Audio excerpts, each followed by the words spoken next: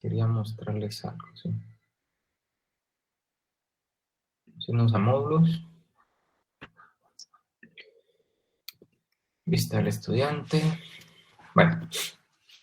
En el módulo 1, digamos que es todo lo que va a entrar en sus exámenes parciales.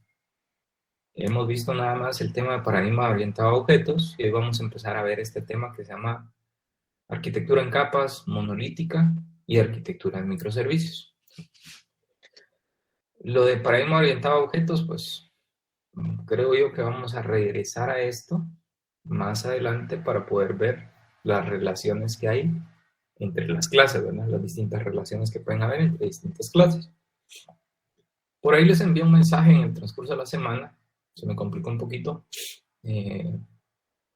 y hasta el día miércoles creo yo que se los mandé con la tarea 1. Entonces vamos a revisar la tarea 1. La tarea 1 vale 5 puntos y va a estar disponible hasta el 5 de agosto. ¿Verdad? 5 de agosto es el siguiente viernes, ¿sí? Este viernes que viene, ¿sí?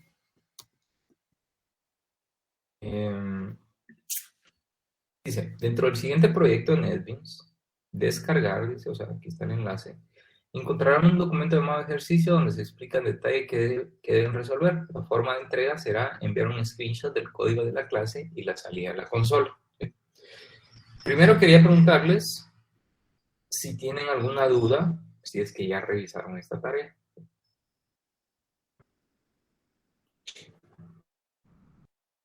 ¿No hay dudas? ¿Alguien ya logró resolverla? Muy bien, gracias. Bueno, es importante que hagan esta tarea. ¿Por qué? Porque digamos que a veces puede verse algo muy simple, pero se puede complicar. Bueno, yo siento que esta tarea, pues, a algunos se les podría llegar a complicar.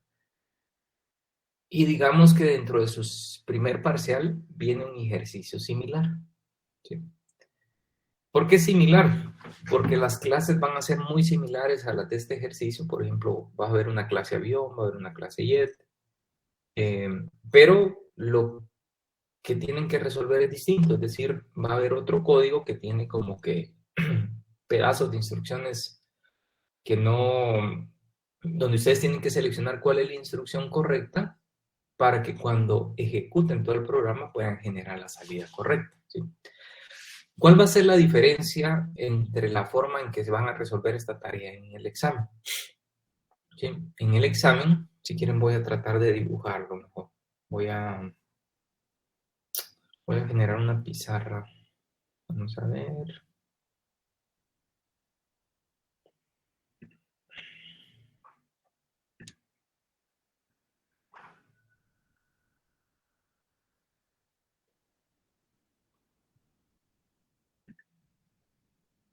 Vamos a ver si me funciona esto.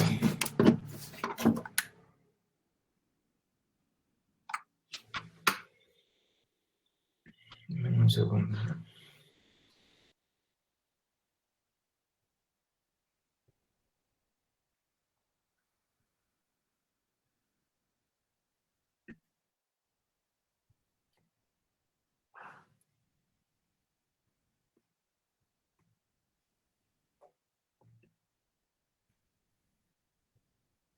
¿Logran ver la pizarra? Disculpen. Sí, no, no. No se logra. Ah, no, eso no. Un segundo, no que arreglo esto. ¿Sí?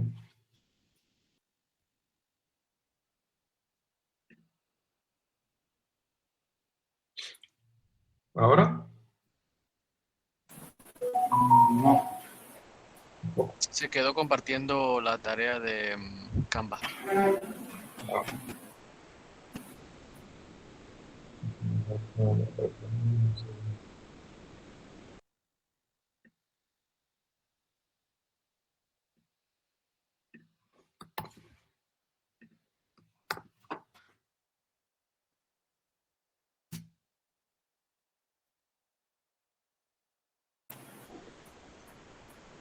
Hoy sí.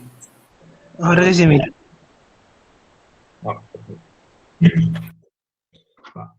Digamos que el examen, ustedes han visto que hay preguntas, digamos, donde está todo el, como que todo el, vamos a ver, no, ¿cuál es esto? Digamos que está todo el texto de una pregunta y a veces hay una lista, ¿sí?, donde ustedes pueden desplegar, por así decirlo,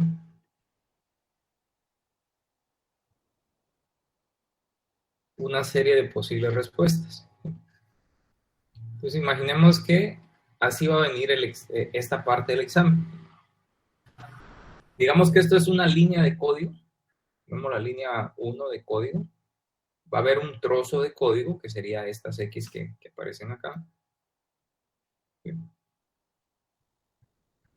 y va a haber como que la instrucción de esa línea no está completa. Por ejemplo, aquí podría decir system.a.println, abrimos paréntesis, cerramos paréntesis, y lo que va a aparecer es una lista desplegable donde están todas las posibles instrucciones que pueden usar, ¿verdad? Entonces ustedes, por ejemplo, tendrían que buscar cuál de esas instrucciones es la que más hace sentido. Imaginemos que fuera esta la instrucción, la seleccionan, y así va a ser para cada línea.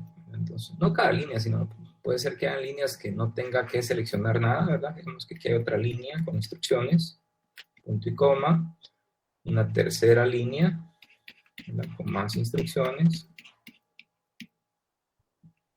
cuarta línea donde hay otro grupo de instrucciones, y de repente en esta cuarta línea también van a tener que seleccionar de una lista desplegable cuál es la instrucción que más hace sentido de acuerdo a una posible salida, ¿verdad? Digamos que en el ejercicio se diga, la salida esperada de este programa es, ¿verdad? Y pues hay una salida, ¿verdad? Bueno, no tiene números, ¿verdad? Porque no puede poner números. Pero digamos que si la salida fuera 525, 340, 100, ¿sí? Entonces lo que ustedes tienen que hacer es que, por ejemplo, en el primer system.out.println que vean, imaginemos que sea este, tendrían que buscar que al ejecutarse todo el código que esté hasta llegar a esa línea, lo que ustedes seleccionen acá logre generar esta salida. Y seguramente después hay muchas instrucciones más, ¿verdad? Y el siguiente line que ustedes vean van a tener que seleccionar, por ejemplo, alguna de las opciones buscando que se genere la segunda salida. Y así se tienen que ir en todo el programa, ¿sí? Entonces, se los menciono para que estén un poquito preparados de cómo viene esta serie en el examen parcial, ¿verdad? Porque digamos que así como ahorita, ustedes tienen la ventaja de que esta tarea la pueden descargar, la resuelven, y lo único que van a mandar es un screenshot, ¿sí? En el examen van a poder descargar también el proyecto NetBeans, probar, ¿sí? Pero no es que me van a subir un screenshot al examen, sino que una vez les funcione en su NetBeans, ¿verdad?, y logren generar la salida, van a tener que ver qué instrucciones usaron, digamos, qué instrucciones usaron para luego irse al examen y buscar, por ejemplo, en la primera instrucción, cuál fue la que terminaron usando y seleccionarla de esta lista, ¿verdad? Entonces, eso les puede llevar un poquito más de tiempo, ¿sí? Por eso es que me gusta dejar este ejercicio para que agarren un poquito de agilidad, para que vayan viendo más o menos cómo están estructuradas las clases. Y la idea de todo esto básicamente es validar sus conceptos de programación orientada a objetos, ¿verdad? El tema de herencia, el tema de polimorfismo, ¿sí? Entonces, para eso está hecho este ejercicio, ¿sí? Tanto esta tarea como lo que viene en su examen parcial. Por favor, me dicen si esto les causa alguna duda, ¿verdad? Para poder tratar de resolverla ahorita. Su examen parcial todavía tenemos 15 días, es de hoy en 15 días. Ya les voy a mostrar ahí las imágenes y el calendario, pero quería de una vez hacer énfasis en esto hoy. ¿Estamos bien?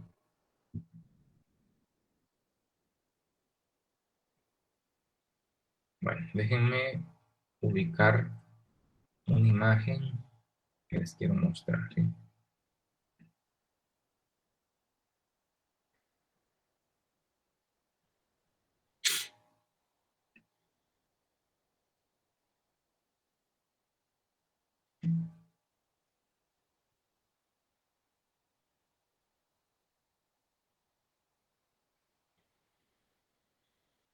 Denme un par de segundos. Vamos a ver, sábado. Tengo que mostrarles.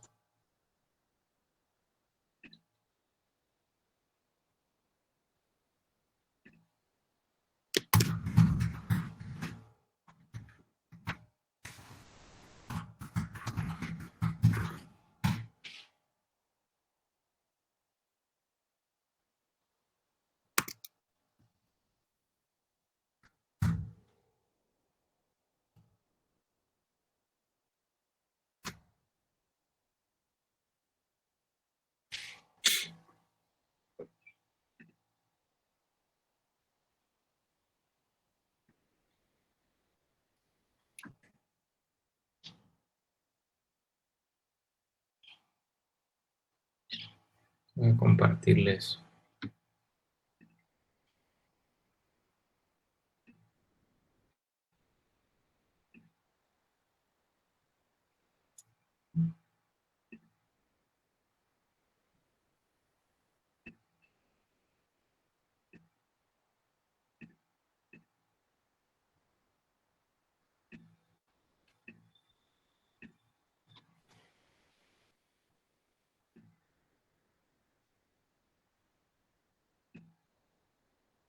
Bueno, este es el calendario para el primer parcial, ¿sí? Nosotros vemos que el curso es de 9 a 11, por lo tanto, el examen parcial va a ser el día 13 de agosto. Ahí está mal el mes el nombre del mes, ¿sí? Agosto, dice. Pero es 13 de agosto, ¿sí? De 9 a 11. Les había platicado del primer día de clases que los parciales ya no van a ser como se venían haciendo en semestres anteriores, donde tenían ustedes 3 días para poder resolver su examen parcial. Ahora no, ahora van a tener únicamente las 2 horas del examen o las 2 horas de la clase. Entonces, ¿qué significa? Que a las 9 de la mañana se va a activar el examen y se va a cerrar a las 11. Si ustedes durante esas 2 horas no logran terminar el examen, van a tener que enviarlo tal y como está. Esto es la misma analogía que ustedes estuvieran recibiendo clases presenciales, ¿verdad? En la clase presencial se les pasa el examen en una hoja, empiezan a resolverlo. Hay alumnos que entregan rápido y hay alumnos que se quedan las 2 horas resolviendo el examen, pero cuando termina el tiempo del periodo todos tienen que entregar, hayan o no hayan contestado las preguntas, ¿sí? Entonces yo les sugiero que traten de buscar una manera de controlar su tiempo en el examen, ¿sí? Cuando ustedes se metan al examen, traten de evitar cualquier distracción, ¿verdad? Por ejemplo, si su teléfono móvil va a estar sonando, les van a estar mandando mensajitos, o si en su casa les van a estar hablando, no van a estar concentrados para poder resolver. Y el tiempo se les va a ir y cuando menos sientan, pues ya no van a tener tiempo para responder las preguntas. Entonces, por favor, busquen un área adecuada para poder resolver su examen.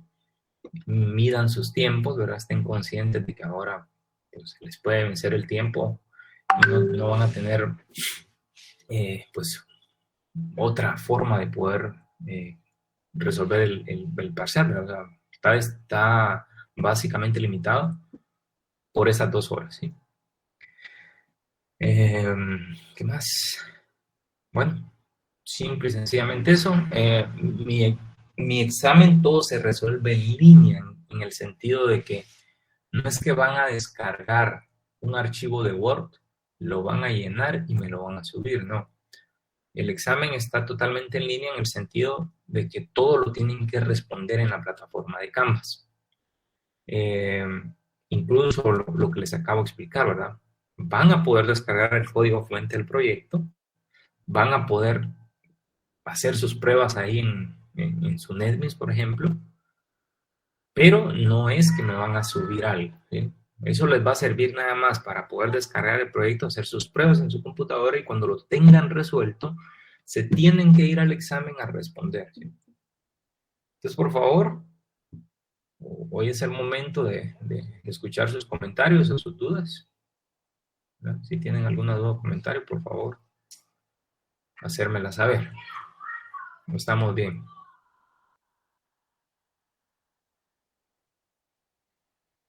Todo bien, ingeniero. Pues bien, Inge. Bueno, perfecto. Entonces, vamos a volver a la clase, ¿sí?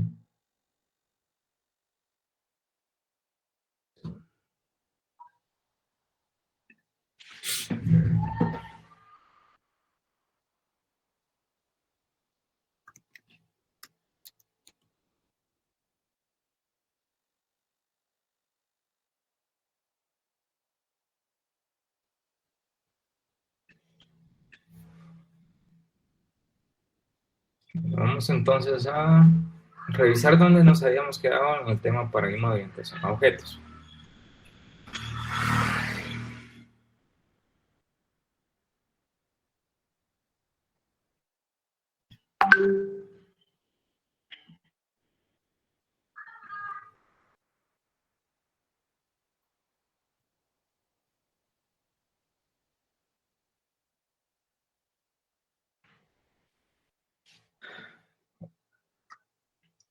Vimos los conceptos fundamentales de la programación del paradigma orientado a objetos. Vimos que es clase, que es abstracción, encapsulación, herencia.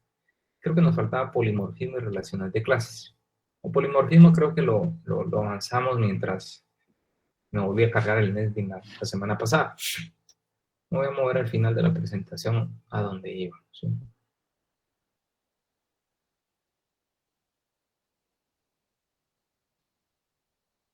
Sí, lo vimos.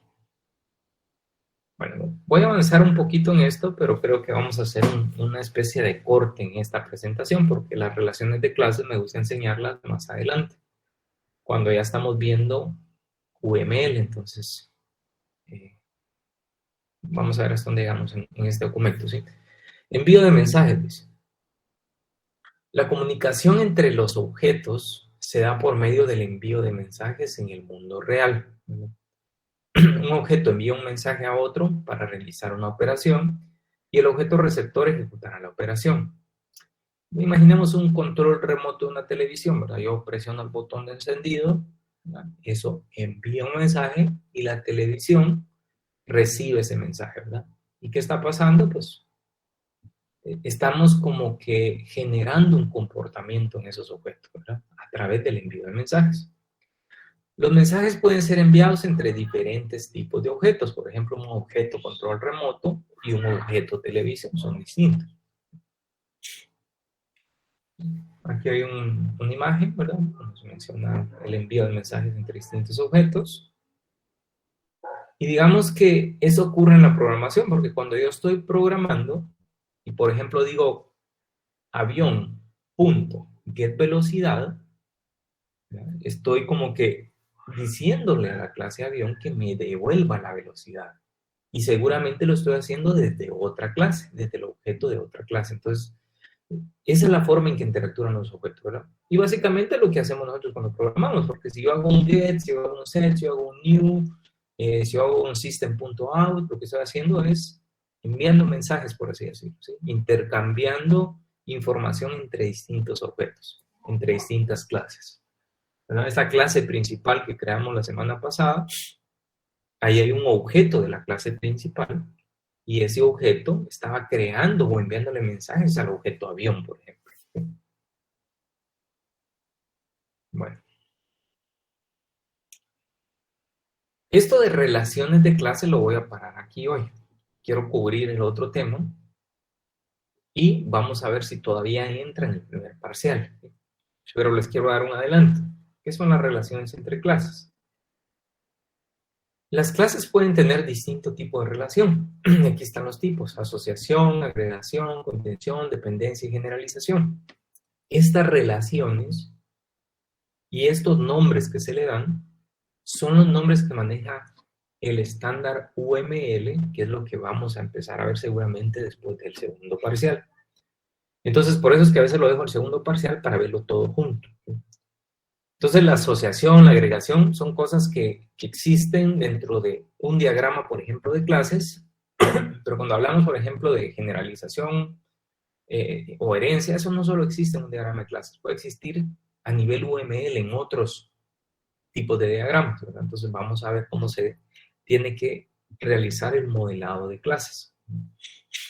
Bueno, y digamos que esto lo vamos a ver uno por uno y voy a tratar de mostrárselo no solo a nivel visual, sino a nivel código, para que cuando ustedes estén codificando algo, sepan, por ejemplo, sí, pues esta es una asociación entre dos clases, o esta es una herencia. Bueno, la herencia la vimos y es fácil de ver, pero otros tipos de relaciones son un poquito más complicadas. Entonces esto lo vamos a ver más adelante, todo lo que dice relaciones entre clases, ¿sí? Y la idea de todo eso es que ustedes sepan después hacer diagramas de clases. Los diagramas de clases es uno de un montón o de un abanico de diagramas que me provee UML.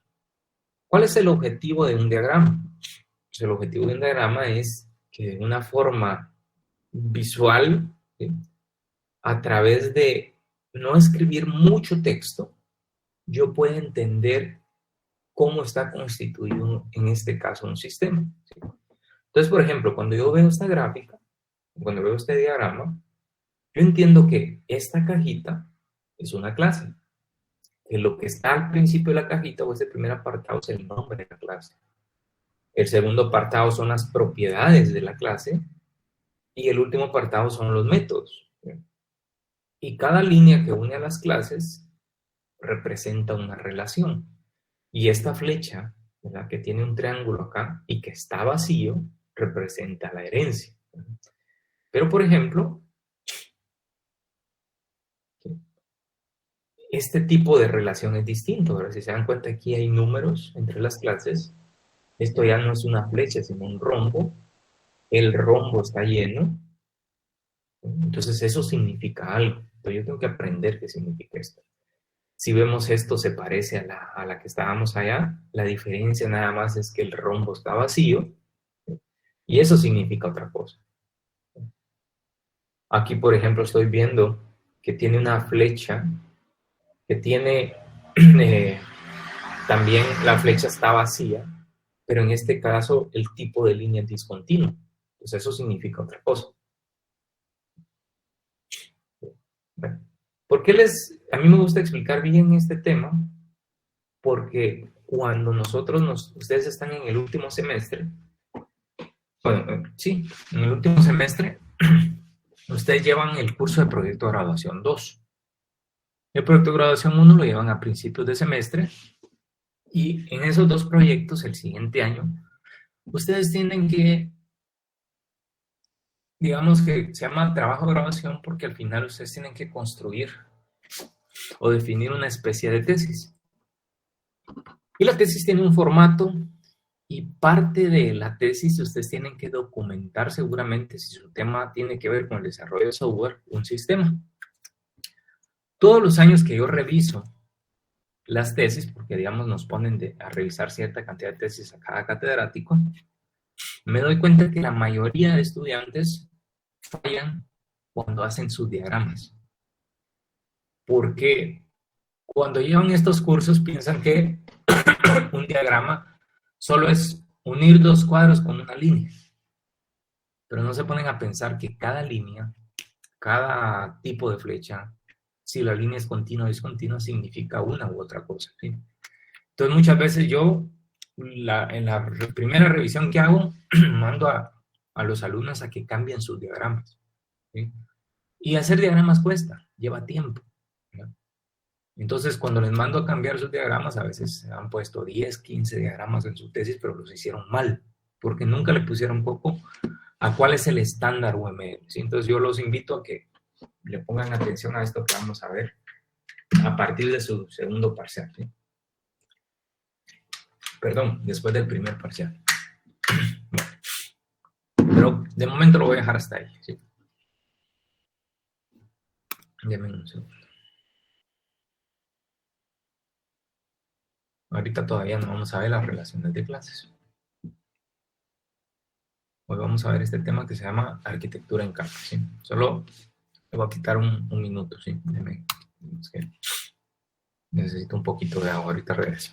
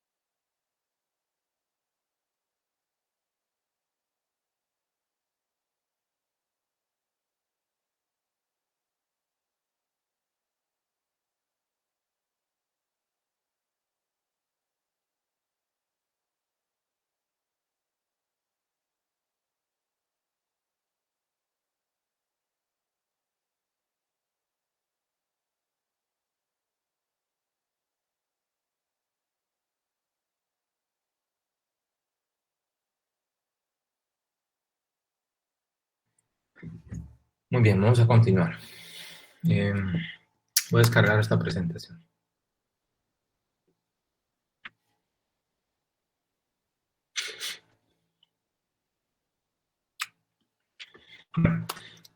El tema se llama arquitectura en capas y arquitectura de microservicios. ¿Sí? Vamos a entender qué significa primero la palabra. Vamos a ir por pedazos, ¿sí? Cuando hablamos de arquitectura a nivel software, digamos que tenemos que hacer una analogía entre la palabra arquitectura y la construcción, por ejemplo, de una vivienda o de un edificio. Al igual que construir una vivienda o un edificio lleva mucha planeación, lo mismo ocurre con el software. Si yo quiero construir mi casa, voy a pensar en un montón de cosas. Voy a pensar en presupuesto, dónde la voy a construir, qué materiales voy a usar, de qué tamaño lo voy a hacer, la forma que le voy a dar, ¿no? Y cuando voy a construir software también, yo tengo que saber qué tecnología voy a usar, dónde la voy a desplegar, qué lenguaje de programación, qué tipo de base de datos. Voy a pensar en los costos también que me puede generar mantener funcionando esa aplicación o en los costos del desarrollo de la misma. Entonces, todo eso corresponde a la arquitectura del software. Por ejemplo, yo, mi puesto, o sea, mi trabajo en 3 semanas es ser un arquitecto de software. Y digamos que en el área donde yo estoy, yo tengo a cargo a todos los arquitectos, digamos, soy como el coordinador de los arquitectos que tiene la institución donde yo trabajo. Entonces, en esa área nos encargamos de ponernos a pensar en eso, ¿sí? ¿Qué tecnologías? ¿Qué mecanismos vamos a usar? ¿Qué lenguaje de programación? ¿Cómo vamos? ¿Qué tipo de librerías? ¿En dónde va a estar funcionando el software? Los costos que puede tener asociados. Y tratamos de generar artefactos, le llamamos, para que los departamentos de desarrollo utilicen esos artefactos y puedan generar software de forma más rápida. Entonces, les menciono todo esto solo para ponerles contexto a la palabra arquitectura, ¿sí? Pero hoy vamos a hablar de 2 tipos de arquitectura. Digamos que a lo largo de la historia del desarrollo de software, han habido distintas formas de crear el software. Pero entonces los especialistas les han puesto como que un nombre cuando el software se construye de cierta manera, cae dentro de cierta categoría. Por poner un ejemplo, ¿sí? La arquitectura en capas, ¿sí? Esa es una como categoría muy general en donde cuando se construye el software estamos creando como distintas capas de software para que toda una aplicación funcione. Si ponemos un ejemplo de capas, yo les diría que desde el momento en que encendemos una computadora, empiezan a funcionar distintas capas de software.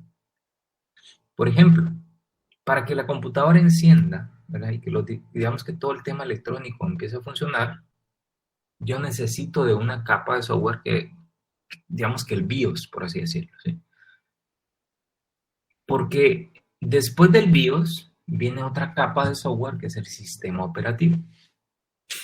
Y después del sistema operativo yo puedo instalar, no sé, Word, por ejemplo. Esa es otra capa de software. Entonces, si se dan cuenta, tengo Word en una capa, pero esa capa funciona encima de otra, que sería el sistema operativo, pero para el sistema operativo necesita otra capa de software para funcionar, que sería el BIOS, etc. ¿Sí? Entonces, digamos que eso de las capas, tenemos que ver lo que al final son software que interactúa con otro software, que interactúa con otro software, que me permite en conjunto esa interacción, pues hacer que toda una aplicación funcione. Bueno, a nivel de... Entonces, eso es lo que vamos a ver aquí del lado izquierdo, donde dice N-tier, ¿sí? Tier es capa en inglés, ¿sí? Y entonces aquí estamos hablando de una arquitectura de N capas. En el ejemplo que traigo, hay 3 capas, ¿sí? La capa que está más abajo es la capa de acceso a datos.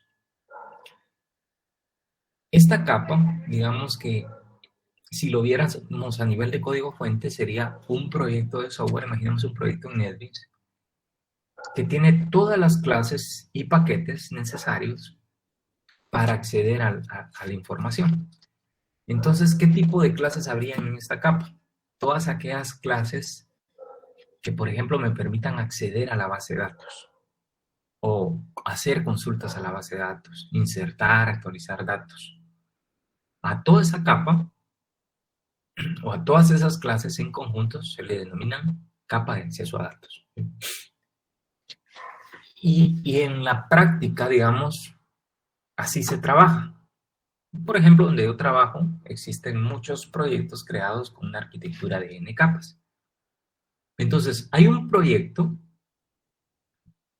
que tiene solo clases para acceder a base de datos. Imaginemos que yo necesito manejar usuarios, catálogos y órdenes, entonces tendría clases asociadas a eso, digamos una clase de usuarios, una clase de catálogos, una clase de órdenes, y tendría también clases que me permiten guardar usuarios en la base de datos, o seleccionar usuarios, o actualizarlos, ¿verdad? Hacerle un ABC de altas, bajas y cambios a cada clase. Pero en ese proyecto yo no tengo nada de información, por ejemplo, de una interfaz gráfica. Si yo quiero ponerle un frontend, ¿verdad? O hacer un desarrollo de una página web en donde yo pueda visualizar un usuario, toda esa programación no la pongo dentro de esta capa. Esa programación iría en la última capa, esta que dice UI, ¿verdad? UI de User Interface o interfaz de usuario. Entonces, volviendo a la capa de acceso, al tener todas estas clases en un proyecto, yo genero, por ejemplo, un YAR, ¿sí?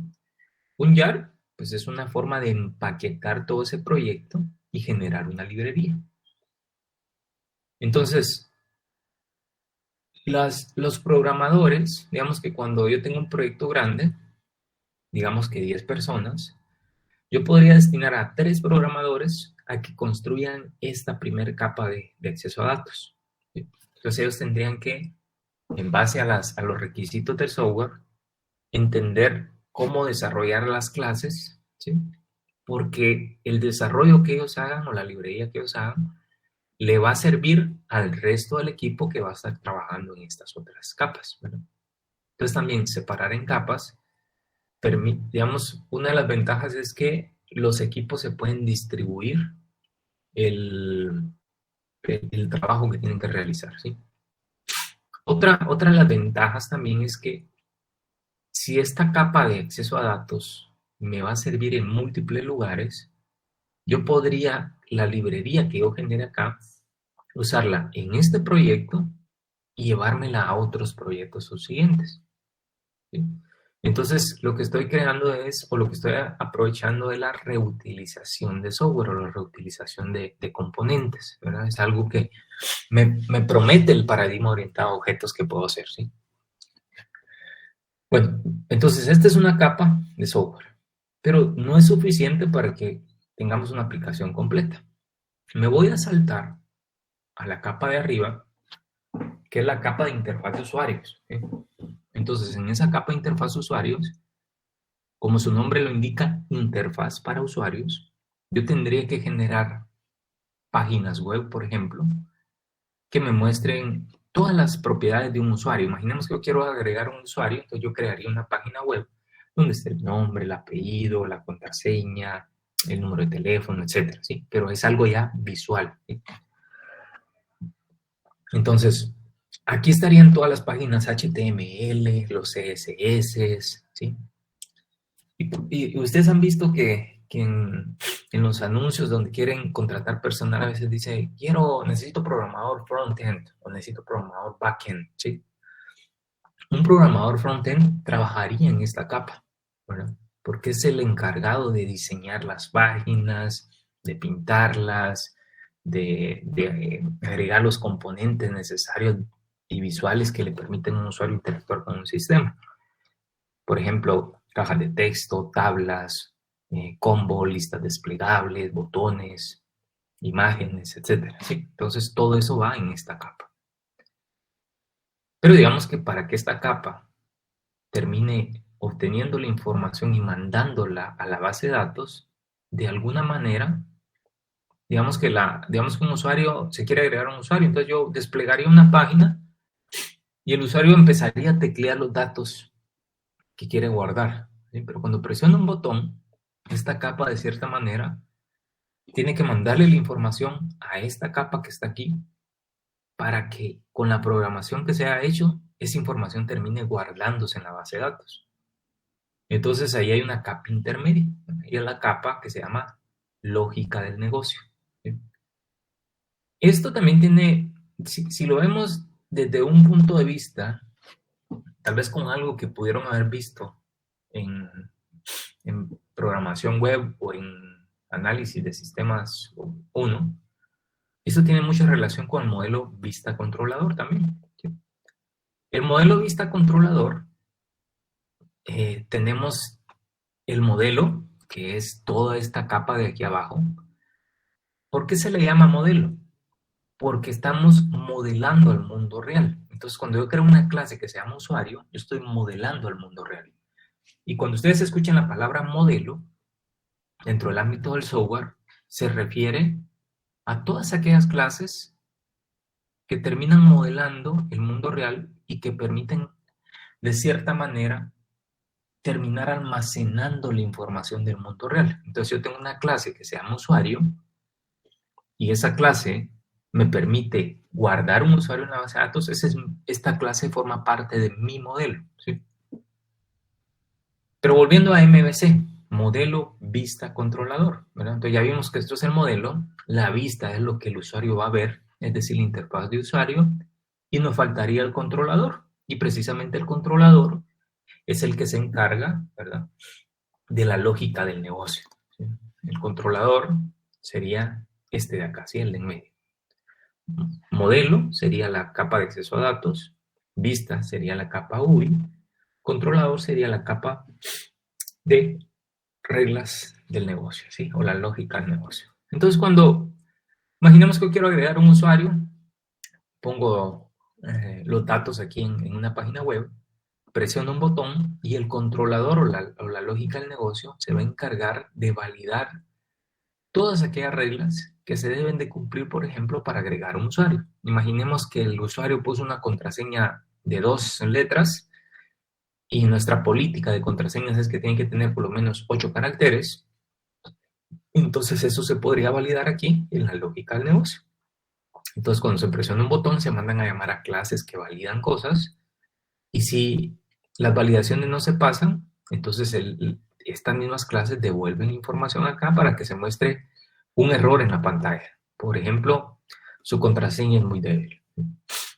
De modo tal que el usuario la corrige y vuelva a hacer otra petición, y si esta vez la contraseña es correcta y todos los datos están bien, la lógica del negocio o el controlador se encargaría de mandar toda esa información hacia la clase que permite recibirla y almacenarla en base de datos, ¿sí?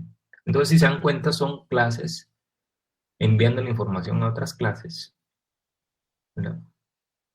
En este caso, clases que me permiten modelar una pantalla, por así decirlo, enviándole a clases que permiten validar cosas de negocio, que a su vez envía a clases que permiten almacenar la información, ¿sí? Entonces, esta es una arquitectura de capas, ¿sí? Un proyecto para acceso a datos que genera una librería, un proyecto para reglas del negocio, en donde seguramente este proyecto va a necesitar de esta librería, un proyecto para apartados visuales, ¿verdad? Uno de los problemas con estas arquitecturas es que cada capa, ¿sí?, es un proyecto completo. Imaginemos que yo soy Amazon.com y yo vendo productos. Entonces yo tengo un catálogo, yo tengo órdenes, yo tengo usuarios. Pero imaginemos un día complicado en Amazon, un día duro, por ejemplo el Black Friday. En el Black Friday, todo mundo, por haber ofertas, empieza a comprar más, ¿sí?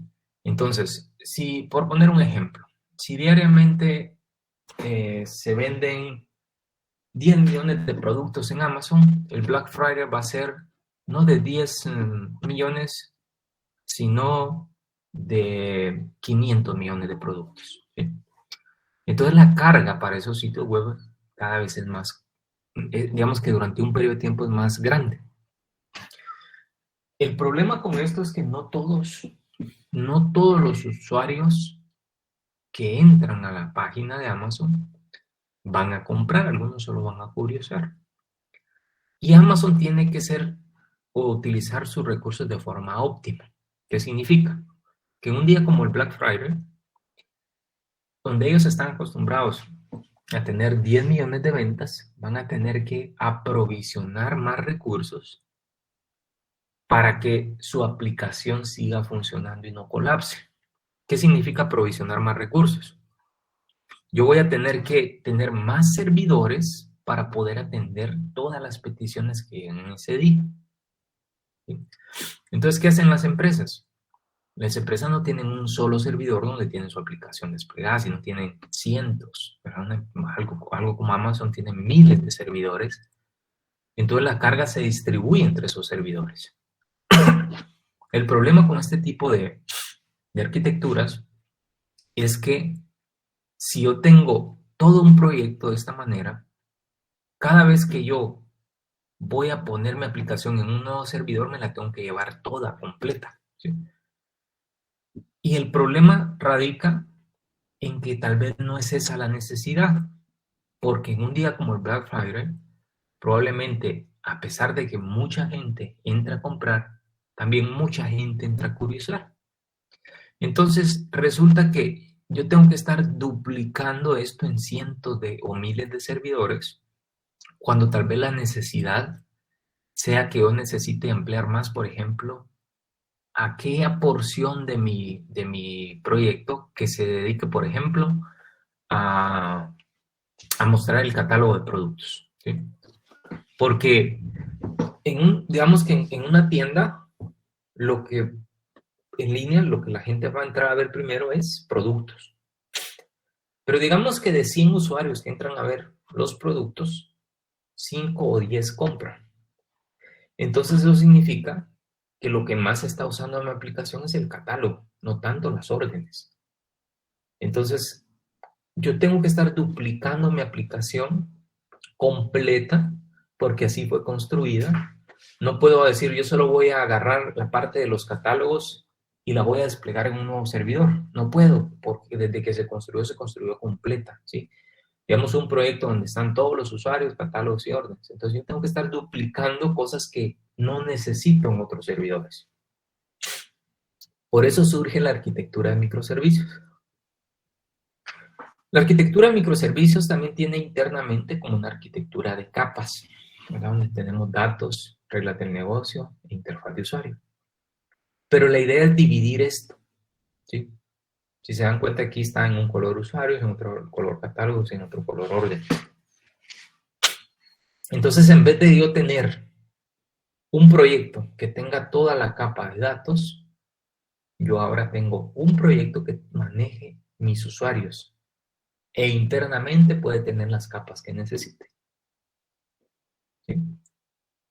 En vez de tener dentro de mi capa de acceso de datos que se manejen usuarios, catálogos y órdenes, ahora yo los tengo separados en una arquitectura de microservicios.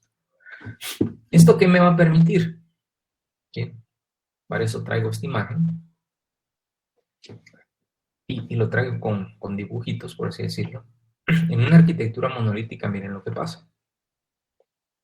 Bueno, cuando digo arquitectura monolítica, eso no se los expliqué acá, es que estos proyectos se terminan empaquetando en un solo archivo que se despliega en un servidor de aplicaciones. Si ustedes han trabajado en Java, por ejemplo, un proyecto se va a empaquetar en un archivo WAR y después ese archivo WAR lo pueden ir a desplegar, por ejemplo, a un servidor como Tomcat. ¿Sí? Entonces, a ese paquete, ¿verdad?, también se le conoce, digamos, como arquitectura monolítica. En la arquitectura monolítica, imaginemos que mi aplicación es este cuadrito que está acá. Este cuadrito que tiene estos 5 tipos de dulces. Si yo despliego eso en un servidor y no es suficiente, yo tengo que agarrar esos 5 dulces y ponerlo en otro servidor. Y si no es suficiente, tengo que agarrar los 5 y ponerlo en otro. Y si no es suficiente, agarro esos 5 y los pongo en otro. Eso es lo que ocurrió acá. Ahora, en una arquitectura de microservicios, cada componente está separado. Entonces, yo puedo agarrar, por ejemplo, y en un servidor desplegar a este que está acá, a este rojito que está acá, a este verde que está acá y a este azul que está acá. En este servidor no existe este componente amarillo, ¿sí? Pero, por ejemplo, en este servidor sí, y en este servidor existe 2 veces. Entonces, yo no me... cuando yo diseño mi arquitectura como de microservicios, yo busco una separación lógica para que cada servicio, por así decirlo, solo tenga o solo esté como que... se lo voy a mostrar acá arriba. Cada servicio haga las tareas para cierta porción de mi negocio. En este caso, yo tengo un proyecto que maneja a los usuarios de mi negocio, otro proyecto que maneja el catálogo y otro proyecto que maneja las órdenes.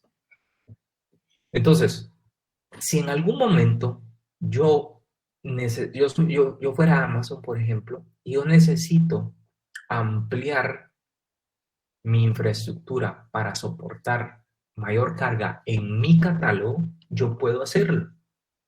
Yo lo puedo hacer de una forma óptima porque yo tengo separado mi proyecto para que me maneje únicamente el catálogo. Entonces, yo podría crear servidores en donde solo me lleve esta porción de código o empezar a desplegarla, ¿verdad?, más veces dentro de mi infraestructura, ¿sí? Bueno, por favor, tal vez es un poquito complejo, pero necesito que me den sus comentarios, ¿verdad? ¿Qué van entendiendo de este tema? Porque si no, tal vez no se está entendiendo nada o sí se va captando la idea. Vamos a preguntar, si no me dan comentarios, vamos a preguntar. Vamos a ver, Freddy Miyatovich, contame.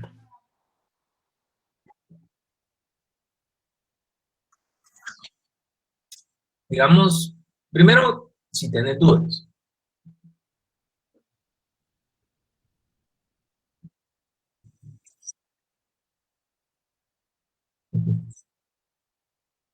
Ya. Eh, pero digamos que de cierta manera, no sé, o sea, ¿qué concepto, por ejemplo, te podría estar causando dudas? Porque, digamos, ahorita hablamos de arquitectura, hablamos de capas, hablamos de la capa de usuario, de capa de usuario, de reglas de negocio.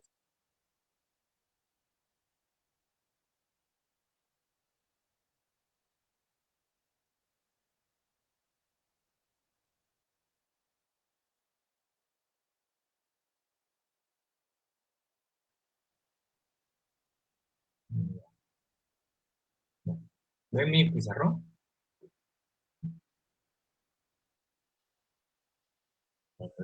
Muy bien, gracias.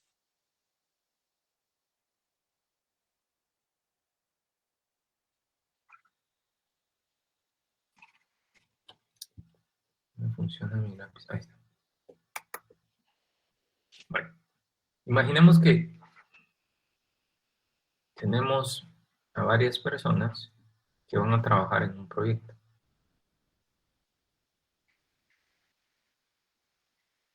¿Sí?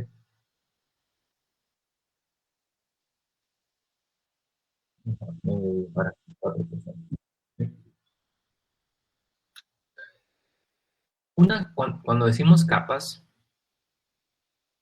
digamos que voy a mencionar aquí esta. ¿Sí?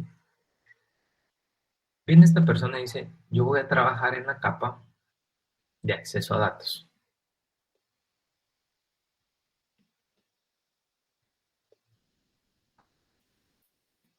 ¿Qué haría esta capa? Primero, imaginemos que yo voy a crear un proyecto para una farmacia.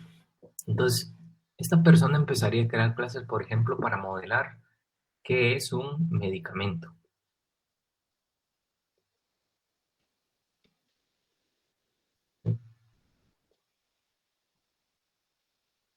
Podría modelar, por ejemplo, imaginemos que en la farmacia se maneja por categoría los medicamentos, que es una categoría. O si también está modelado a nivel de la farmacéutica que produce los medicamentos, yo podría modelar una clase farmacéutica. ¿Sí? Entonces él empezaría a modelar el mundo, todo aquello que existe en el mundo real y que queremos como digitalizar. Pero él buscaría modelar también clases que permiten acceder a la base de datos.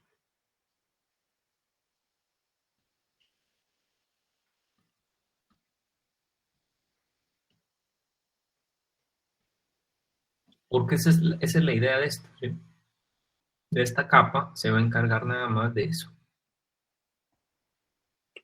¿no? Del acceso a base de datos. ¿Y qué entregaría este desarrollador a los demás? Digamos que en Java se generan archivos jar donde estarían todas estas clases empaquetadas para que alguien más las aprovechara en otra capa.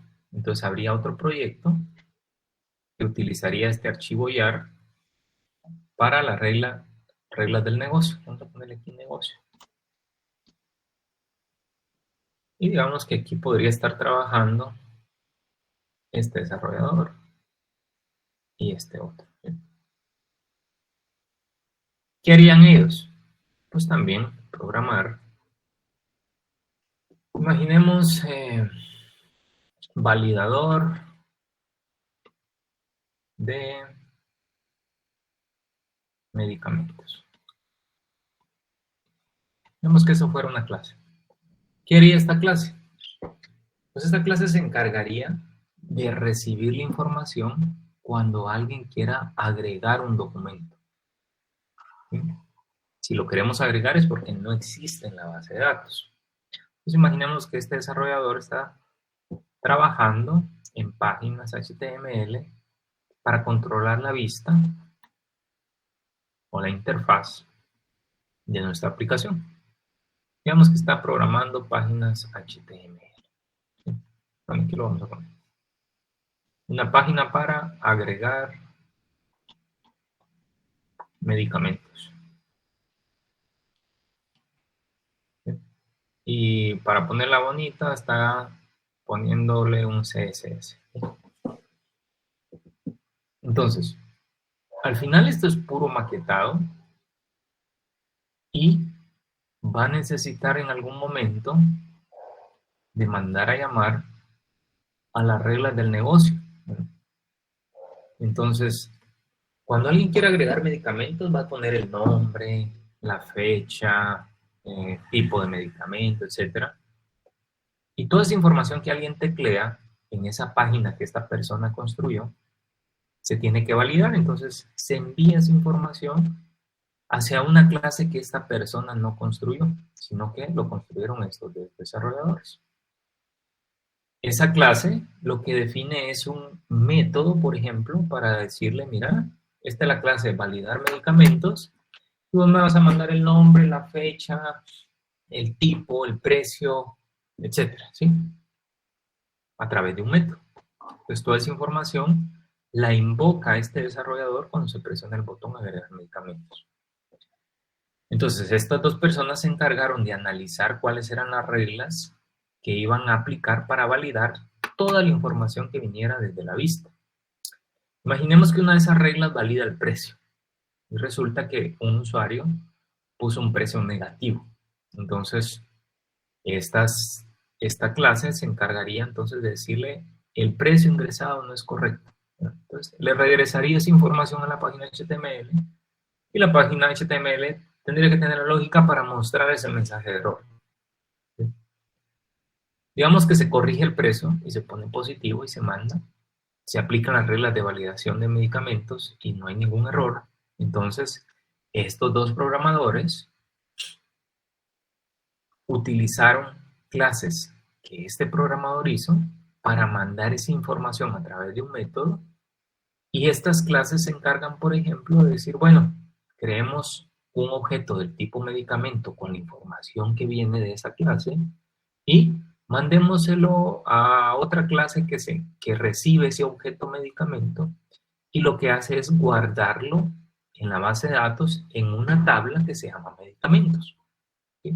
Entonces hacemos el mapeo entre una clase de Java y una tabla de base de datos para decir, por ejemplo, el medicamento la clase medicamento tiene una propiedad que se llama nombre. Entonces esa propiedad que está en la clase en Java en memoria se va a ir a persistir a la base de datos, se va a ir a guardar en la columna nombre de la tabla medicamentos. ¿Sí?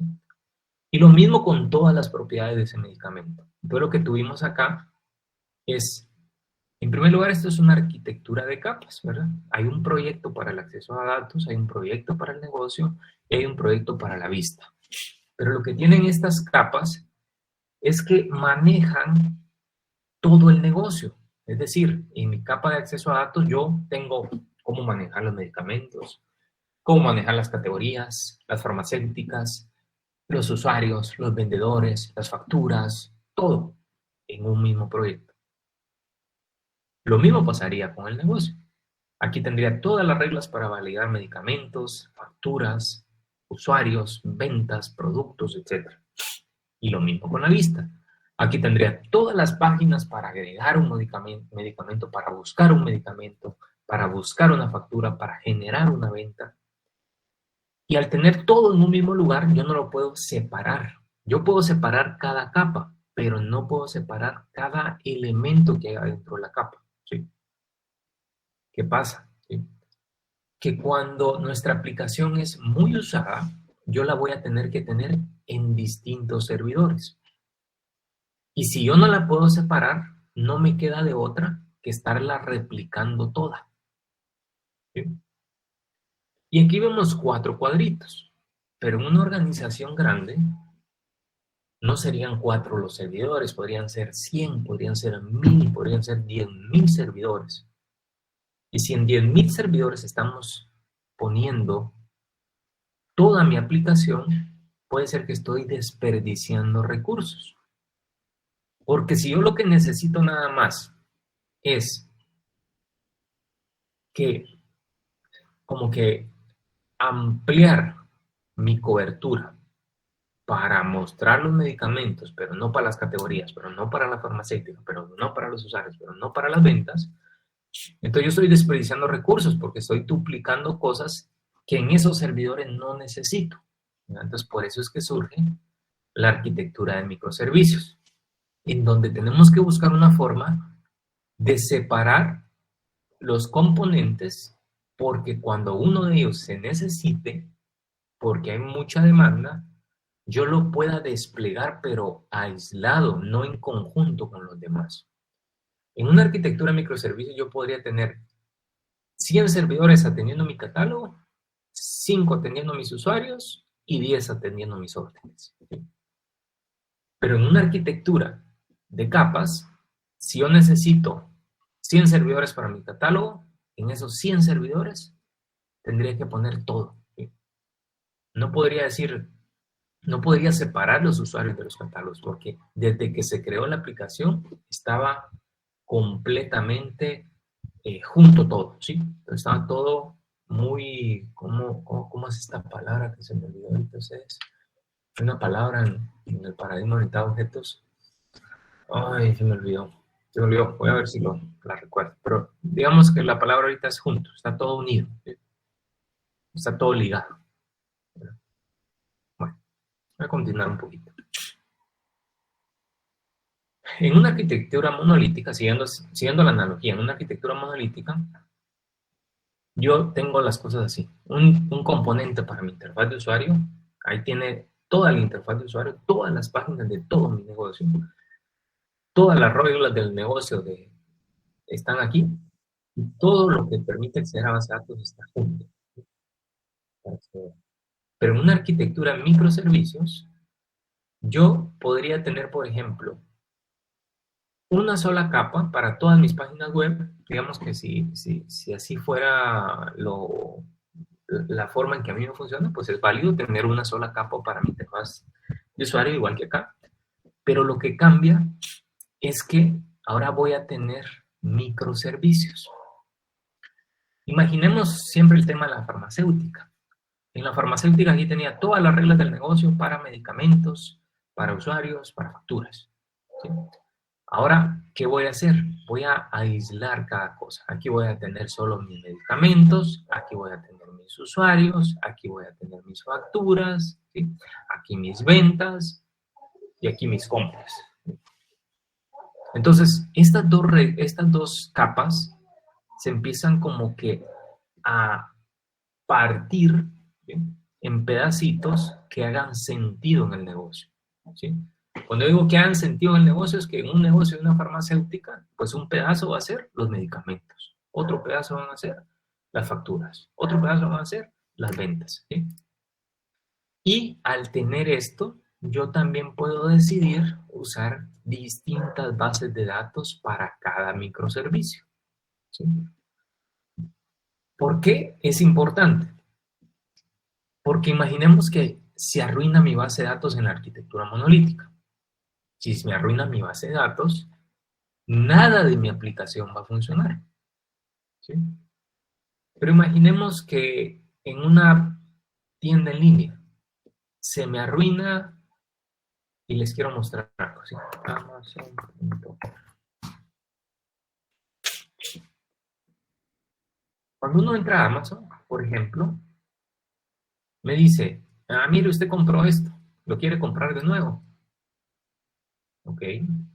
También, cuando yo entro a ver un producto, me aparecen, por ejemplo, acá, algunos productos que están relacionados, ¿verdad? Aquí dice artículos frecuentemente ordenados con tus vistas recientes. ¿Sí? Va. Con este ejemplo, volvamos acá, te voy a explicar algo. Imaginemos que en una arquitectura monolítica, si Amazon manejara esto en una arquitectura monolítica y se arruina su base de datos, nada funcionaría. Cuando yo ponga Amazon.com no me va a funcionar nada, ¿sí? Porque no puede acceder a la base de datos y todo deja de funcionar. Pero en una arquitectura de microservicios, imaginemos que esta es la base de datos de los productos que compré recientemente. Y este es el microservicio que se encarga de toda la lógica de esos productos que compré recientemente. Y este es el microservicio que se encarga de los productos relacionados. Y todo lo demás se encarga de toda la tienda de Amazon. ¿Qué pasa si falla esta base de datos? La de productos que compré recientemente. Bueno, si falla esa base de datos y yo entro a Amazon, todo lo demás funcionaría, pero esta cajita que dice comprar de nuevo, digamos que aparecería un error acá. ¿Sí?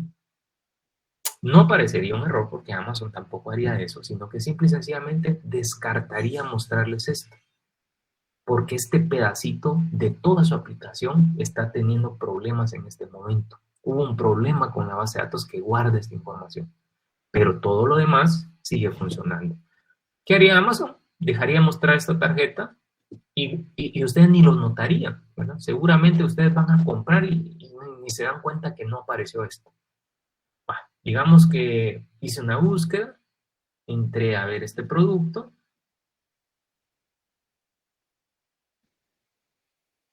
y en ese preciso instante, ¿verdad?, falla esta base de datos, la que me muestra cuáles son los productos relacionados al que estoy viendo. Entonces, Amazon me mostraría un montón de información, pero cuando llegaría a esta sección, ¿verdad?, donde dice artículos frecuentemente ordenados relacionados con tu visita o algo así, resulta que esta información no se puede ir a traer porque esa base de datos está funcionando. Entonces Amazon dejaría de mostrar este pedacito, pero seguiría funcionando con todo lo demás. Entonces, esa es una de las ventajas cuando diseñamos una arquitectura de este tipo, ¿verdad? En una arquitectura monolítica tenemos una sola aplicación que guarda la información en una sola base de datos. En una arquitectura de microservicios, separamos lógicamente las cosas de acuerdo a lo que nos haga sentido y podemos guardar la información en distintas bases de datos si queremos. Ahorita le voy a ver quién. ¿Por ahí alguien tenía una duda? ¿Levantó la mano o algo así? Sí, o sea que en la arquitectura monolítica se podría usar para aplicaciones más pequeñas, por así decirlo, o a pequeña Sí, escala. miren, digamos que depende de qué tipo de aplicación sea. Por ponerles un ejemplo, arquitectura de microservicios hace unos 10 años tal vez no existía. ¿Sí? Entonces, ¿qué significa? Que todos usaban una arquitectura monolítica, sean aplicaciones grandes o sean pequeñas. O sea, no quiere decir que la arquitectura monolítica no sirva para aplicaciones grandes. Lo que pasa es que trae más complejidad. ¿Sí? A la hora de mantener esa función, esa aplicación en operación, quienes se encarguen de eso van a tener más complejidad, van a estar más atados a cosas. ¿Sí? Y probablemente no va a ser la forma más óptima de hacerse. Entonces, alguien o muchas personas se pusieron a pensar, después de haber experimentado problemas con la arquitectura monolítica y de entender cuáles eran las razones de esos problemas, buscaron una solución. Por ejemplo, ellos dijeron, bueno, yo quisiera escalar mi aplicación, pero solo aquel componente que necesite escalar, no toda mi aplicación. Entonces dijeron, bueno, la única forma es partir esto en pedazos. De modo tal que cuando un pedazo yo lo necesite más, lo pueda ampliar. ¿Sí? O antes, fíjense que me falló la base de datos. ¿Y qué pasó? Se corrompió o hay muchos bloqueos en la tabla de productos recientemente comprados. Y eso está ocasionando que muchas tablas más me estén dejando de funcionar dentro de mi base de datos. Ah, bueno, entonces, ¿saben qué? Vamos a pensar que nuestro negocio podría estar separado en bases de datos distintas. De modo tal que cuando tengamos ese problema, solo ese pedazo del negocio se ve afectado y no todo. Entonces, la respuesta es depende, ¿sí? Porque ya vamos a ver que una arquitectura de microservicios trae sus propias complejidades, ¿sí? Entonces, a veces es relativo también, porque, por ponerles un ejemplo, ¿sí? Una institución bancaria puede tener cientos de transacciones al día, o miles o millones, pero si la comparamos tal vez con Amazon, no va a tener tantas. Entonces, va a ser grande, pero no tan grande. Entonces, hay como que categorías también en ese sentido. Y no todo tiene que ser microservicios ni todo monolítico. Entonces, esto con la experiencia uno va tratando de ver cuando nacen los proyectos qué tipo de arquitectura aplicar. Es un poco complejo y se basa en la experiencia, ¿sí? Y del análisis que se puede hacer. Y también de los equipos de trabajo. Porque una arquitectura de microservicios también va a necesitar ciertos equipos para que vean cada microservicio. Y si los equipos son pequeños, también se puede complicar. Entonces, hay muchos factores que se toman en cuenta, ¿sí? ¿Estamos bien ahí? Sí, correcto. Okay. ¿Alguna otra duda?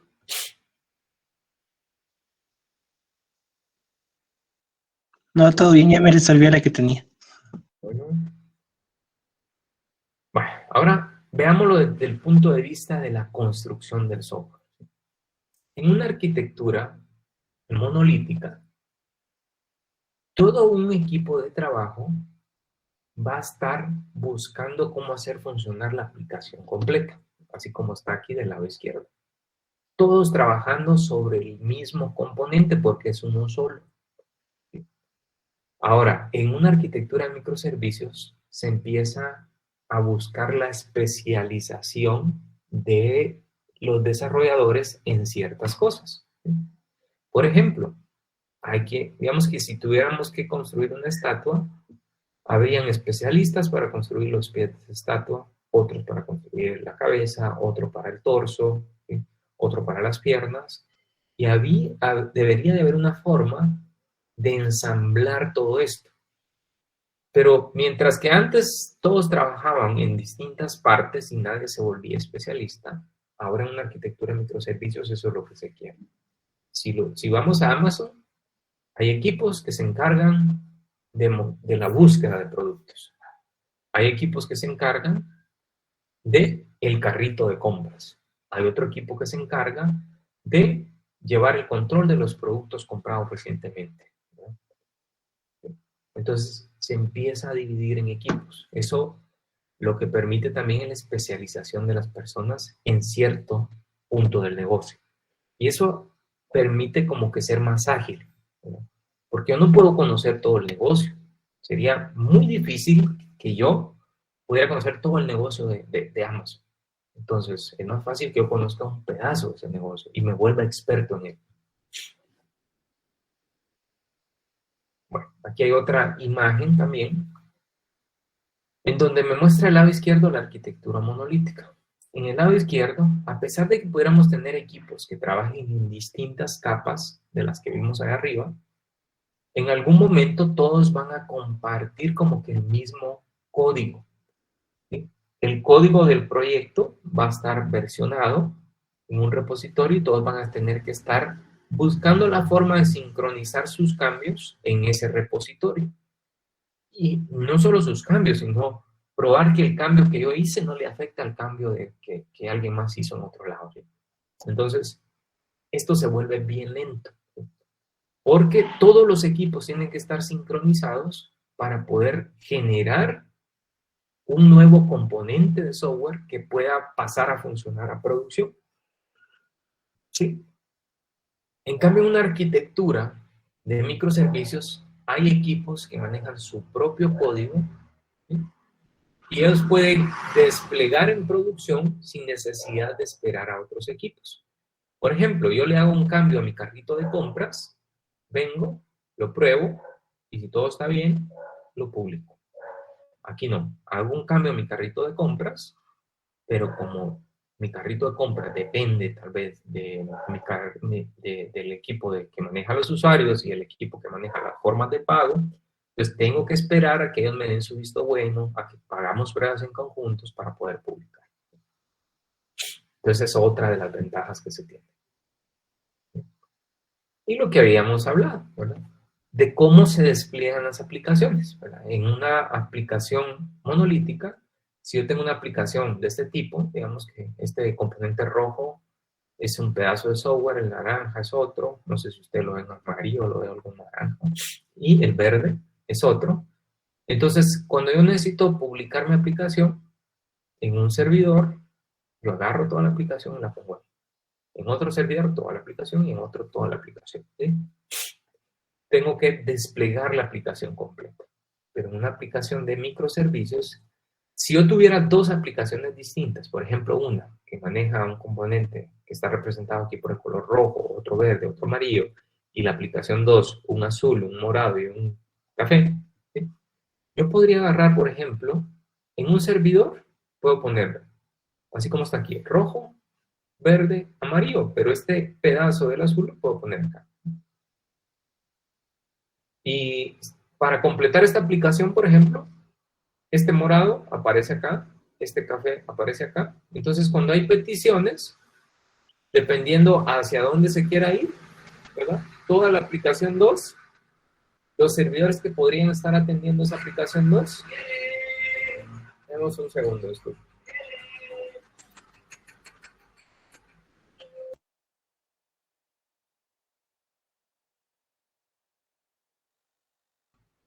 Bueno, continuamos. Digamos que todos los servidores, cuando hay una petición a la aplicación de 2, por ejemplo, si va destinado al componente azul, este servidor podría responder, o este de acá, o este, o este, o este, cualquiera, porque el componente azul está desplegado en todos.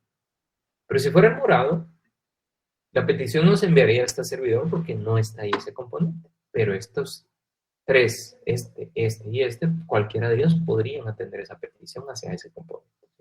Entonces no estoy atado a tener todos los componentes que hacen funcionar una aplicación en el mismo servidor. Y ya vamos a ver por qué esto es importante. Para entender por qué es importante esta separación de poder agarrar pedacitos de una aplicación y ponerlas en servidores distintos, tenemos que entender cómo funcionan las máquinas virtuales y cómo funciona una tecnología que se llama contenedores. Bien. Seguramente ustedes han tenido interacción con crear máquinas virtuales. Por favor, necesito escuchar si ya han creado máquinas virtuales y qué software han utilizado para crearlas. VirtualBox, VirtualBox.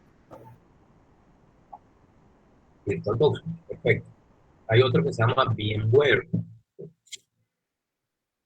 Pero hay varios, bueno, pero no importa. Pero ¿qué hacen ustedes cuando crean una máquina virtual? Primero, ustedes tienen la infraestructura. ¿Qué es la infraestructura? Su computadora física, ¿sí? Y en su computadora, por ejemplo, pueden tener un sistema operativo host. ¿Qué es eso? Por ejemplo, Windows.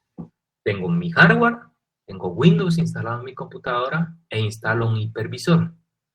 ¿Quién es el hipervisor? En este caso, VirtualBox. ¿Y qué hacen en VirtualBox? Crean una máquina virtual. ¿Y qué tiene esa máquina virtual? Por ejemplo, yo puedo crear una máquina virtual con Ubuntu.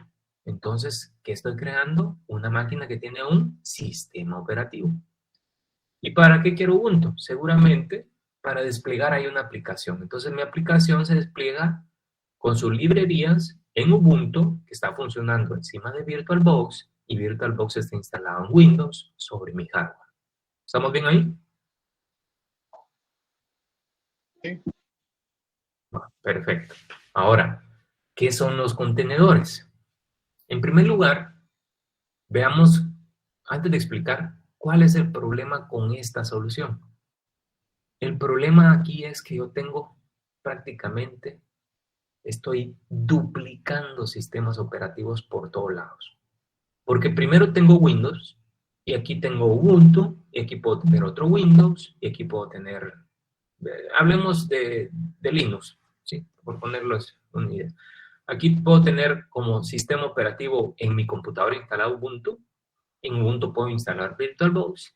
Y encima de VirtualBox podría instalar un Red Hat, un Fedora y otro Ubuntu. Entonces estoy duplicando a cada rato. Cada vez que necesito una máquina virtual estoy metiendo un nuevo sistema operativo. ¿Cuántos megas, cuántos gigas ocupa un sistema operativo? ¿Sí? Pues depende. ¿Sí? Puede ser que algunos ocupen cierta cantidad de gigas, otros sean más pequeños y ocupen menos de 1 giga, pero al final es espacio. Ahora bien, ¿cuánto se tarda más o menos? Imaginemos que yo apago la máquina virtual y la enciendo. ¿Cuánto se tarda en terminar de encender esa máquina virtual? Un ejemplo ahí. ¿Cuánto se tardan sus máquinas?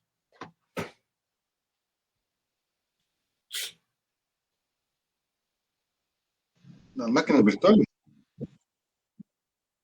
Digamos que yo apago la máquina virtual, VirtualBox, y la vuelvo a encender. Algo se tiene que tardar en encenderse. Unos 3, 5 minutos, tal vez. Perfecto. ¿Por qué les pregunto esto? Vamos a volver acá.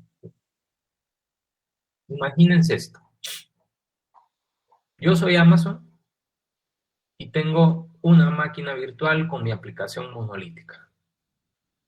¿Qué necesito si empiezan a haber nuevos usuarios? Crear otra máquina virtual y poner mi aplicación ahí. Imagínense que son millones de usuarios y yo necesito crear ahorita, porque tengo millones de usuarios y está saturado mi sitio, necesito crear 1000 máquinas virtuales. Y yo lo necesito porque los usuarios los tengo ya. Yo no puedo esperar 5 minutos en lo que encienda una máquina virtual para poder hacerle frente a una necesidad que tengo ya. ¿Sí? Entonces, ese es uno de los problemas que se quieren atacar con el uso de contenedores. Que las máquinas virtuales para encenderse necesitan tiempo. Además, consumen espacio y muchos recursos, porque son un nuevo sistema operativo funcional. Entonces, ¿cómo funciona la tecnología de contenedores? Yo tengo mi computadora y tengo mi sistema operativo, al igual que acá, ¿sí? Aunque aquí no había host, al final es un sistema operativo. ¿Qué es el sistema operativo? Por ejemplo, yo puedo tener aquí instalado Ubuntu, ¿sí? Y en vez de un hipervisor como VirtualBox, yo instalo un motor de contenedores. Una de las tecnologías que más se utiliza ahora es Docker. ¿Sí? Docker es una tecnología para poder manejar contenedores. Entonces, hasta aquí estamos como igual. Hardware, sistema operativo base, aquí teníamos VirtualBox y aquí tenemos Docker. Vemos que hasta ese punto estamos igual. La diferencia está en que esta tecnología de contenedores, cuando yo tengo que crear lo que antes se llamaba máquina virtual, ahora aquí se llama contenedor. La diferencia entre la máquina virtual y el contenedor es que el contenedor, cuando yo lo creo, no necesito un nuevo sistema operativo, ¿sí? Completo. Yo solo pongo mi aplicación y mis librerías, o sea, solo esta parte de acá. Pero, ¿qué pasa si, por ejemplo, yo tengo una aplicación que funciona solo en Ubuntu, otra que funciona solo en Red Hat y otra que la necesito instalar, no sé, en otra distribución, Fedora, por ejemplo? ¿Qué pasa con estos contenedores? Estos contenedores yo puedo crearlos como quien dice, poniéndole su tipo de sistema operativo, pero no es en realidad que vaya todo el sistema operativo aquí adentro. O sea, este podría decir, bueno, yo necesito que esto sea con Fedora, esto con Red Hat, etc. ¿Sí? La diferencia está que este motor de contenedores lo que tiene es que tiene un mecanismo de compartir, por así decirlo, todo el sistema operativo base. Es decir, aquí digamos que está como que todo el núcleo de Linux funcionando y cuando esta aplicación necesite algo de ese núcleo, lo usa. ¿Sí? Lo usa este motor de contenedores. Entonces la ventaja ahí está en que yo no tengo que llevarme un sistema operativo para cada aplicación. Estas aplicaciones son distintas, necesitan recursos distintos, así como estas que necesitaban ciertas versiones de Linux distintas. Estos contenedores pueden tener ciertas versiones distintas, pero no se llevan todo ese Linux, porque el propio motor de contenedores tiene la capacidad de proveerle eso a cada contenedor. ¿Sí? Más adelante, yo enseño este tema de contenedores en el curso de seminario de sistemas, ¿verdad? Entonces ahí creamos contenedores, ¿verdad? Ahorita lo estamos viendo de una forma teórica nada más para que ustedes como que empiecen a tener esos conceptos. Y si son curiosos, vayan a buscar cómo funciona Docker, ¿sí? Se lo voy a poner aquí en pantalla. Pero si no, más antes de nos topamos, ¿no? Seguramente lo vamos a ver. En el chat.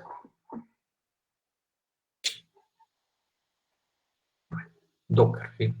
¿Cuál es la analogía o por qué por qué se llaman contenedores? ¿Cuál es? Si yo busco ahorita, por ejemplo, voy a encontrar imágenes de esto, ¿sí? Un contenedor. ¿Cómo creen ustedes, o para qué sirven estos contenedores? Todo eso que llevan los trailers, ¿para qué sirven al final de cuentas? Para trasladar productos de ciertos lugares para otros, pues. Pero, ¿en dónde terminan trasladándose esos contenedores cuando el viaje es largo? En barcos, en trailers. El trailer se encarga de transportarlo en tierra, pero en realidad el destino es que ese contenedor se va a ir en un barco, ¿sí? ¿Cómo creen que se cargaban antes los barcos que existieran estos contenedores? ¿Cómo mandaban los productos?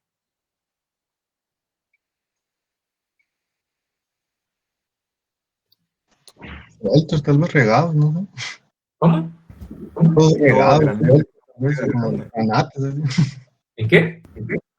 Regados como que en tanates, no sé, a la antigua.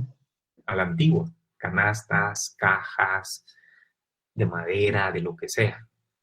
¿Cómo creen que podría ser la logística en un puerto para poder cargar óptimamente un barco si no tenemos un mecanismo en común de almacenar todo lo que va a llevar? Imagínense, yo llevo un canasto y encima le pongo, no sé, una caja pesada. ¿Qué va a pasar? Va a arruinar los productos de ese canasto. No los voy a poder apilar correctamente, ¿sí? Entonces, ¿cuál fue la solución? Adelante, Gregorio. Yo pienso que es así como hacen las cargas dentro de esos mismos contenedores, que por ejemplo las cajas tienen una señalización o mensajes si el producto que llevan es frágil o la orientación en que se tienen que colocar las cajas. Igual pienso que sería con los contenedores. Exacto. O sea, lo que ahora va dentro del contenedor, antes iba afuera. Dentro de un contenedor puede ir o muy vacío o muy lleno, apiladas las cosas o como sea, pero para quien maneje esos contenedores en el puerto eso no es relevante. Quien maneja los contenedores los trata todos por igual. Y lo que sabe es que los puede apilar unos encima de otros y que no importa. Todos tienen cierto tamaño, es un estándar, ¿sí? El barco ya se sabe cuántos le caben de qué tipo, cuántos puede apilar uno encima de otro, porque se sabe que el material es resistente y aunque ponga 5 encima de otro va a aguantar. Saben cuál es la carga que puede resistir. Entonces, la operación dentro de un puerto se simplifica. Ya no vemos una grúa agarrando bultos individuales, ¿sí? Poniéndolos unos encima de otros, moviéndolos de un lado a otro porque no quedaron bien, no. Entonces lo mismo ocurrió con el software. En una tecnología de contenedores no importa qué va dentro. Lo que importa es que se respeten los estándares y el que va a manejar esos contenedores sabe cómo manejar los contenedores, ¿sí? Independientemente de lo que va dentro. ¿Y qué es lo que va adentro? Adentro va mi aplicación. Entonces yo puedo poner cualquier mezcla de cualquier cosa adentro de un contenedor que quien me va a manejar esos contenedores no le va a importar. Él sabe manejar contenedores, él definió los estándares para ese contenedor, ¿sí? Y obviamente, si yo quiero que mi aplicación funcione dentro de un contenedor, voy a tener que cumplir con esos estándares, ¿sí? Bueno, entonces, si yo meto adentro de un contenedor una aplicación con Python, mi tecnología de manejo de contenedores va a saber cómo hacer funcionar eso. Si yo lo meto con Java, si yo meto una base de datos adentro del contenedor, si yo meto un servidor de aplicaciones, si yo meto un sistema operativo, O si yo dentro del contenedor meto un sistema operativo que tiene 3 bases de datos instaladas, no importa. Mi tecnología de contenedores lo va a hacer funcionar, ¿no? Esa es la analogía con la tecnología de contenedores. Y por eso el nombre, ¿verdad? Ahora, pero digamos que para ver esto en funcionamiento, digamos, no es este el curso, ¿sí? Este es el curso para entender los conceptos más que todo, ¿sí? Entonces dice aquí, taxonomía básica de Docker. ¿Por qué Docker? Si buscan Docker, van a ver este logo, como una ballenita llevando contenedores encima.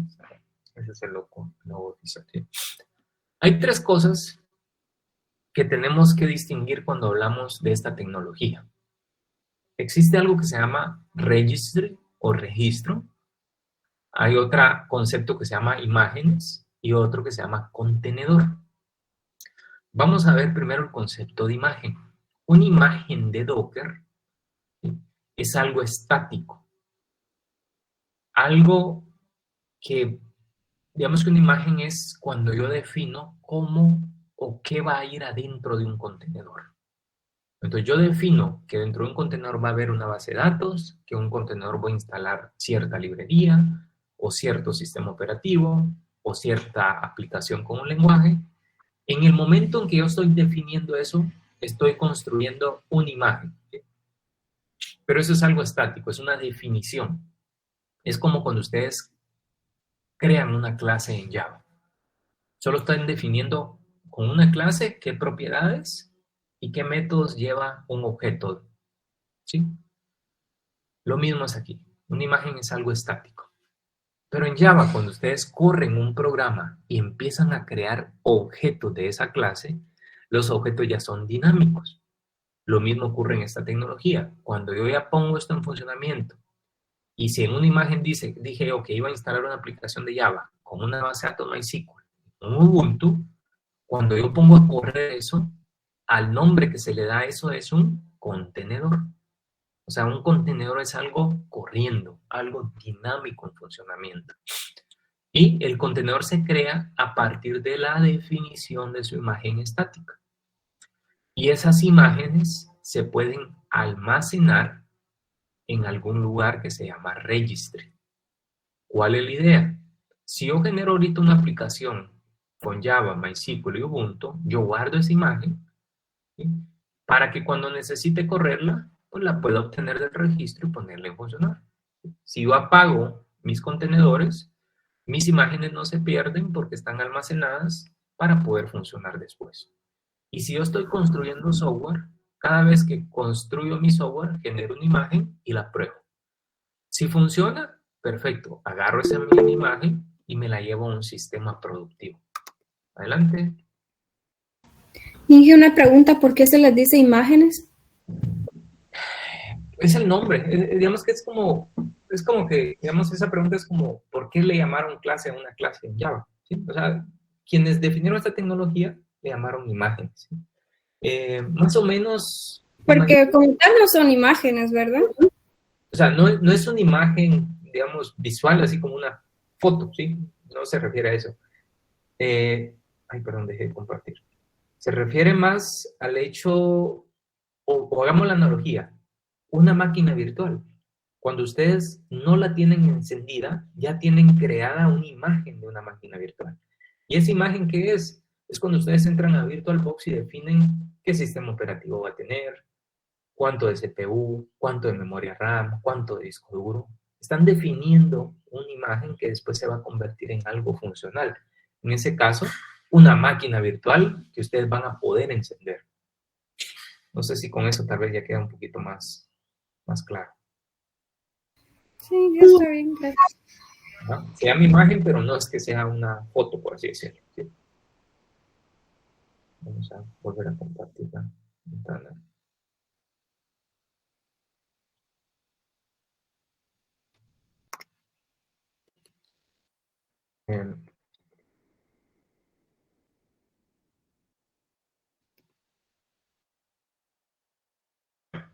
Entonces tenemos 3 cosas. Registry es donde se almacenan las imágenes.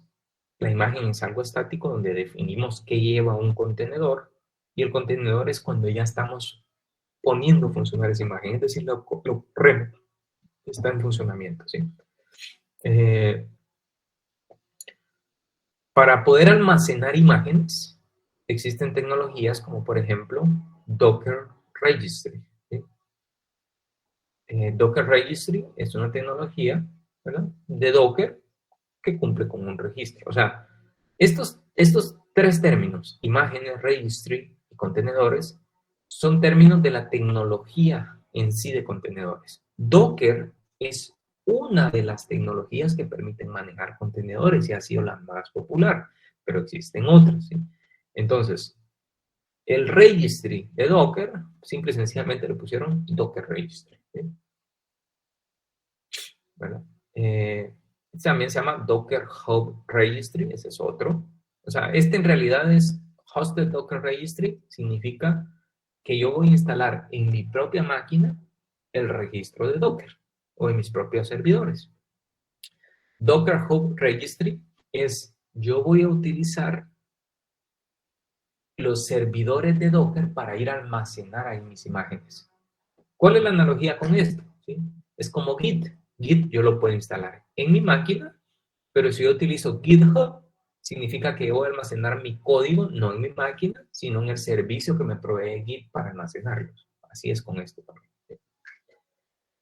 También existen varios proveedores de servicios de nube, ¿sí? Azure es el proveedor, es, digamos, el servicio de nube de Microsoft. AWS es el proveedor de servicios de Amazon. Google Cloud tiene, digamos, es otro proveedor de servicios. Entonces, tanto Google como Amazon como Azure tienen lugares donde yo puedo ir a almacenar esas imágenes. Entonces, en Azure se llama Azure Container Registry, en AWS de Amazon se llama AWS Container Registry, y el de Google, pues tiene su nombre, Google Container Registry. Y hay otros más, ¿no? Entonces, aquí donde dice Public Cloud es cuando yo utilizo un servicio de alguien para ir a almacenar mis imágenes. Y aquí donde dice On-Premises significa que van a ser mis propios servidores, que voy a instalar este software que me permite manejar un registro de imágenes, pero en mis propias máquinas. Y acá, que yo voy a utilizar, yo no voy a instalar, sino que voy a utilizar servicios que alguien más me provee para ir a almacenar esas imágenes. Bueno, por hoy lo vamos a dejar hasta acá. La siguiente semana vamos a hablar de modelos de computación en la nube. Porque estamos hablando de Amazon, estamos hablando de Azure, de Google, pero ¿qué son ellos? ¿Qué hacen? ¿Y qué me proveen? ¿Verdad? Eso vamos a hablar el siguiente fin de semana, de modelos de computación en la nube. Bueno, y vamos a seguir avanzando en todo esto el siguiente fin de semana. Muy bien, jóvenes, entonces su parcial todavía no es por 15 días. Les sugiero revisar bien la tarea número 1, ¿verdad? Porque eso los va a ayudar a prepararse a su primer parcial. Su primer parcial trae contenido teórico, preguntas de todo eso que estamos viendo, pero también trae esa parte práctica que es muy similar a la tarea 1. Bueno, entonces yo les agradezco por su asistencia hoy. Si alguien tiene una duda, pues es el momento de plantearla, y si no, les deseo que pasen feliz día.